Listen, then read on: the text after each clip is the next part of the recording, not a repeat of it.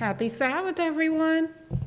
Happy Sabbath. It's such a blessing that we are able to be here, and we're just bringing to you another health focus. And as promised, we've been talking about what we can do to fight this invisible virus that's around us, right? And we've been getting lots of good suggestions, very much science-based, and we're going to continue to do the same today.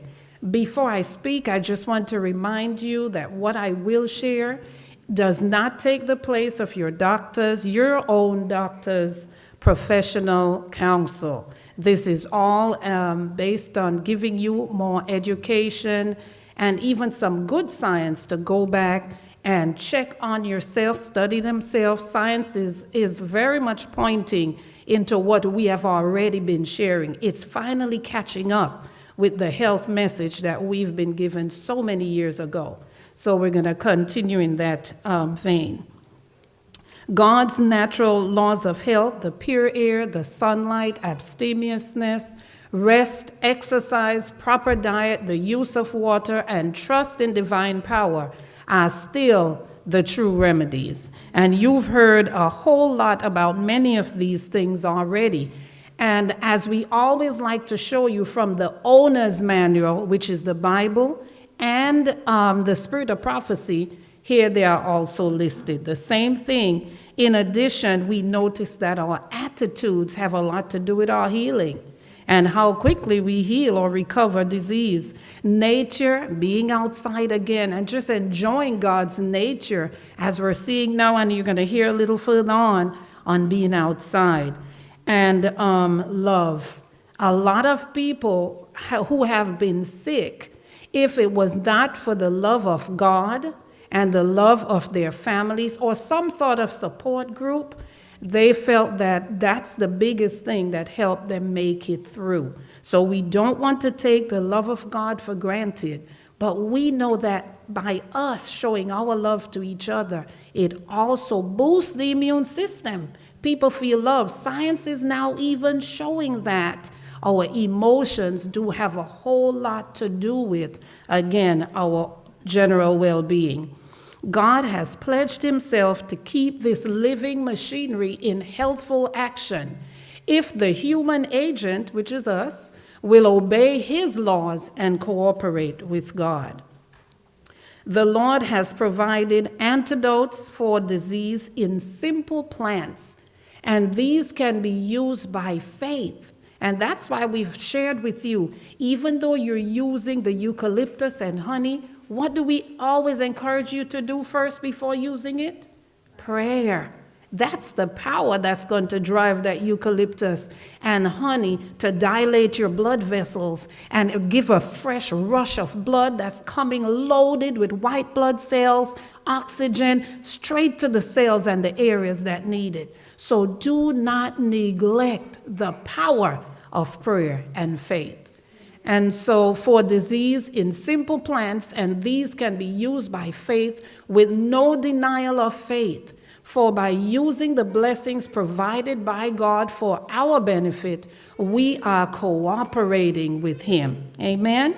And we want to cooperate. These plants were given by God. If we cooperate with God, they can heal. And so, as I said before, this is just for educational purposes, and what we've used, we're sharing as well. Please, if you know you have certain conditions, contact your physician to let you know if it's okay to use with whatever medications you might be on or so forth. And I'm saying that especially because when we go online, you never know who's just watching and just do. Here we know we have each other to follow up with questions and so forth, but because we're broadcasting online, we want to make sure that people are consulting their doctor or consulting someone. With the COVID-19, these are some of the symptoms we've been seeing: the runny nose, the sore throat, the headaches. The loss of smell has become rampant. I think because some of those others are so common with many other diseases, I think one of the biggest ones that people kind of go, aha, is the loss of smell and taste. And of course, the shortness of breath in people who don't otherwise have respiratory problems. And how again are we going to survive this period? We're going to strengthen the immune system utilizing God's healthcare plan. So we've heard about Obamacare, we heard about Trump care, now we're talking about God's care plan, amen? And these are the true remedies. This is something I was so excited to tell you about, sunlight and the immune system. How many people like to be out in the Texas sunlight? And unless you've experienced a Texas sunlight, I'm not sure the people listening understand what we're talking about. You have to be here to know. Sometimes it's so hot just looking out, you know you're not going out there for too long. But with the sunlight is a blessing. And we are told there are thousands of viruses around the world, and sunlight helps to kill them. Vitamin D increases the immune function of our bodies by 3 to 5 times. Now, we're even told that people, and in looking at the data out there, 80% of people, of the persons who have sufficient vitamin D levels, D3 levels in their body, are protected 80% from this virus. Did you hear me? People with sufficient vitamin D levels are given an 80% protection rate from this virus. So if I'm you listening to this, what are you thinking? Right? We need to know what's going on with our vitamin D. It's also saying that in persons where your vitamin D level is low, you are at risk by 77%. 77% in persons with low vitamin D. Vitamin D is not a vitamin because you don't have to eat anything to get it. It's really a hormone. And in our bodies, in every cell of our bodies, there is a receptor site in every cell that's there for vitamin D. Now, the devil knows that we have receptor sites for vitamin D. In studying the literature of COVID-19, we're realizing that persons who have subpar levels of vitamin D, meaning you don't have enough, when the virus enters their body, one of the first things they are noticing it's doing is turning the receptor sites off. Isn't that something? So when our receptor sites are turned off, what just happened? That 80% protection that we were getting because we could still get vitamin D, we no longer have that. Now we're falling in the 77th percentile of people who are now at risk. And vitamin D, many people tell me they're taking vitamin D, but sometimes we're using a good thing, but we're not taking it at a therapeutic dose. It's not powerful enough to do the work. Now, with persons we've worked with, and even the science is showing that for short periods of time, they're encouraging high dosages of vitamin D, such as about 60 IUs daily. Now, an ordinary dose is just for maintenance and good health, no virus attack going on, no pandemic, is probably 10,000 a day. However, in cases of disease, and this is when treating the disease or even boosting your body, because over 85% of Americans are D3 deficient. Okay? And this is just period. This is not people with comorbidities. This is just in general. As you look at the list, all diseases, science has shown that every one of these diseases have a link to vitamin D deficiency. And look at it. Look at the list. And I did not exhaust the list, but I wanted you to see how well embedded the deficiency is in our lives. Things that we take for granted. We say, oh, my family had this. My mom had that. My grandma had that. Deficiency. The same way of life equals the same results, right? If you're living the way you were taught by your parents and they're living the way they were taught, you're all living the same way. No wonder you all have the same diseases, right? But God says that if we would be obedient to his precepts, he will cause how many diseases? None of these diseases to come upon us. So whether your grandma had it, your dad had it, whoever had it, we are not locked into a life of disease simply because our genetics said that. Because what have we said? Genetics might load the gun, but lifestyle pulls the trigger. Okay? Genetics loads the gun, but how you live may cause these genes to be expressed or turned off. So you have an opportunity. Amen? God is merciful, isn't he? This is the test that you're going to ask your doctor to do. There are other types, but we want to make sure we're doing this one, the 25-hydroxy vitamin D3 test, and it is a non-fasting test. You want to know this is what optimal is. Although looking at the literature again with COVID-19, they're saying that 50 to 55 is not where they're aiming for. They're actually aiming for 70 nanograms per milliliter or higher. Okay, so this is in general in good health where they want you to be. In pandemic mode, 70 or higher. And the blessing about vitamin D is sitting in the sunlight. When we're in the sunlight day to day, our bodies, because of the receptors, it absorbs it and it stores it up. And you never get toxic from the sun. Amen? You never get toxic from the sun. And sunscreening and putting on sunscreens, we have to be so careful because the very ingredients in the sunscreen are carcinogenic. You have to be careful what you choose. Aloe vera gel is a natural sunscreen. You know you put it on burns, so putting it on prophylactically or as a sunscreen is a blessing because the aloe is so helpful for our skin.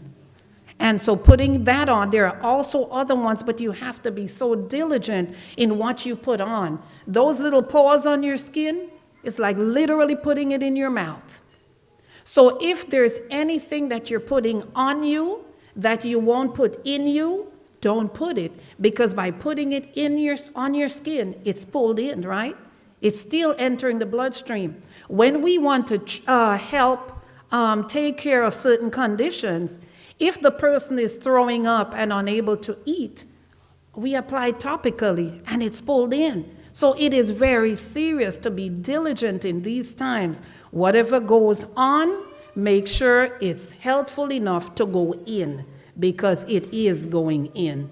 Amen? Just want to make sure the enemy is attacking God's people. And we have a powerful health message that we do not want to sit on.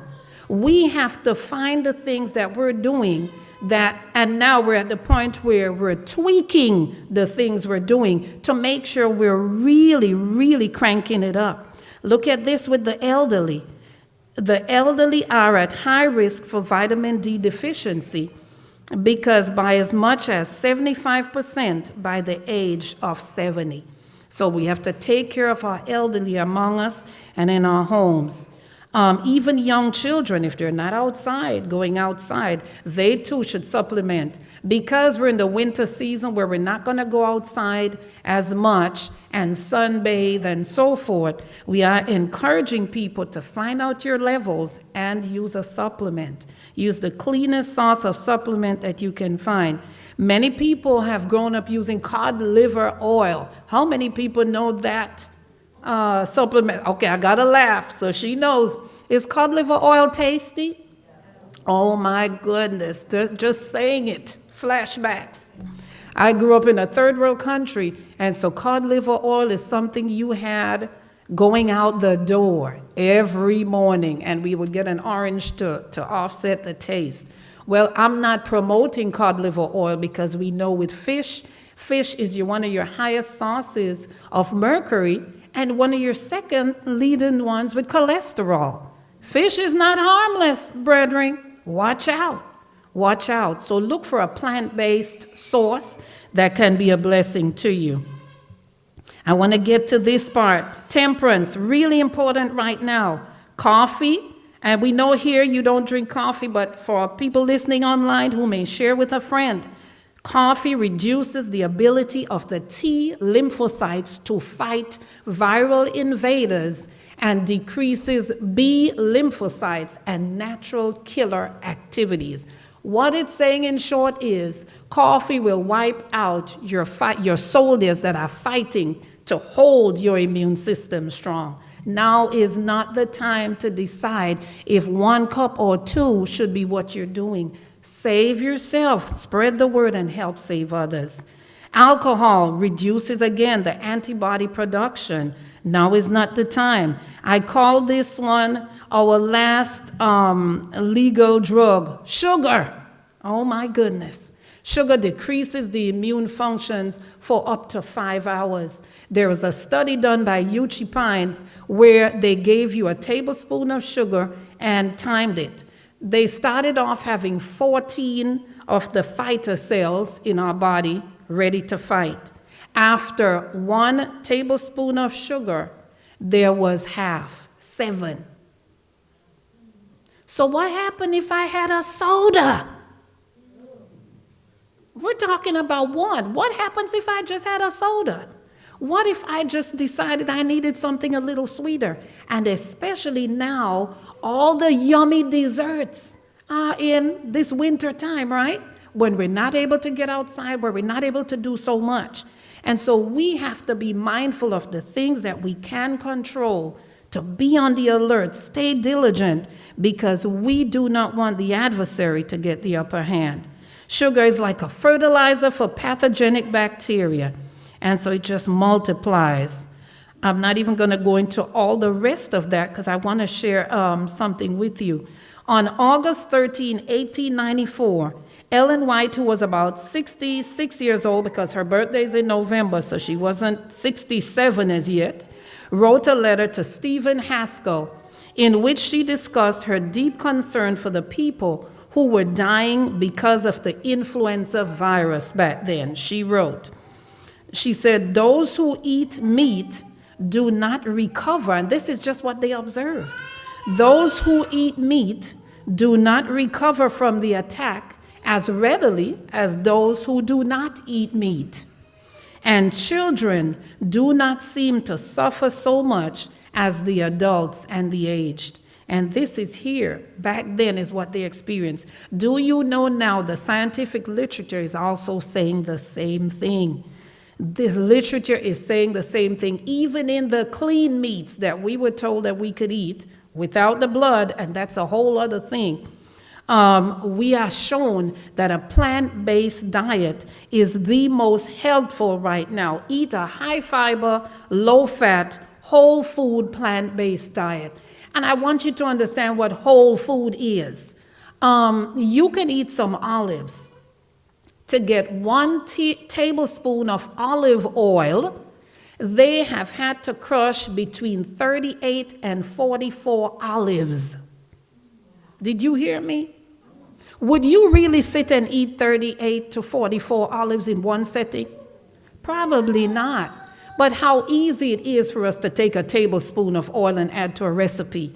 Look out for the things that ambush our health. That's why we rather you eat the olives than do the oil, because the fiber in it still helps to maintain your blood sugar and just gives, again, overall good health. I want to share this recipe with you, and I'll probably come back with a part 2 because I've had to jump through some of this. These are some antiviral herbs. These are herbs that you should be cooking with, sprinkling on top of your food every day. Switch it up, use something different. There is basil, do some dandelion salad. There is elderberry, so make some tea. There is echinacea, tea again. And I know Sister Jennifer had mentioned the echinacea as well. The fennel, the garlic, the ginger, lemongrass, licorice. And one disclaimer with the licorice, people with high blood pressure should avoid using licorice unless you're directly under supervision of a doctor. Licorice is known to increase blood pressure. And so people with high blood pressure, I just want to put it out there, don't just go stocking up on licorice. Okay? Be mindful. Be very careful. The oregano, peppermint, and rosemary, all these are antiviral herbs that you can use freely now, whether you want to take a teaspoon to a cup of hot water, make some tea, enjoy it, especially if you have symptoms.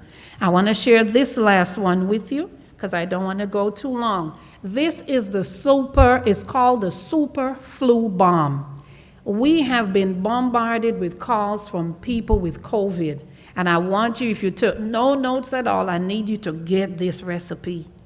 Anybody diagnosed with COVID-19 or having symptoms of COVID-19, this is truly letting food be your medicine. Next time I'll go through what each one of these ingredients do for the body. But I want you to know this recipe. And notice, people have seen these ingredients in different recipes. But again, we're talking about a therapeutic dose of something. I've had many persons now, and next time maybe I'll have some call in, so you hear from them. And they have said they lost their sense of taste and smell. And after using this for about, I should say, maybe midday, they got their smell back, they had their taste back. God's natural foods are powerful, church. Don't you let the world or anyone let you think that God moves slowly and it takes too much time. You, by faith, claim what God has given to us, and He will move mightily if it is His will. Amen. And what is God's will? His will is that He desires that we prosper and be in health, even as our souls prospereth. Here is the last slide to it, because this is something you're going to take every 15 minutes. You're going to do 3 to 4 tablespoons every 15 minutes while symptoms last. You're not taking some now and then some tonight. You are trying to, by God's grace, decrease the viral load in your body. And by God's grace, we have testimony after testimony of persons using this simple, apparently simple but potent recipe, and have even tested negative at the end. Okay? So God has given us a way out. And we just want to adhere to what He has given to us. With prayer again, He can heal. So I pray that this will encourage someone. This recipe, and I just want to say it because, again, people online, this is for people with no comorbidities. This is safe for high blood pressure, people with gastritis and so forth. We will tweak it in certain ways. So if you've met someone, you're not sure, can they have this, not have this? One, you want to know if they have any health conditions. Once you found out the health conditions, feel free to send a text. Hey, sis, what can I do? Is this safe to share? Because we don't want to do any harm. Amen? We want to be a blessing. So happy Sabbath, church, and thank you for your attention.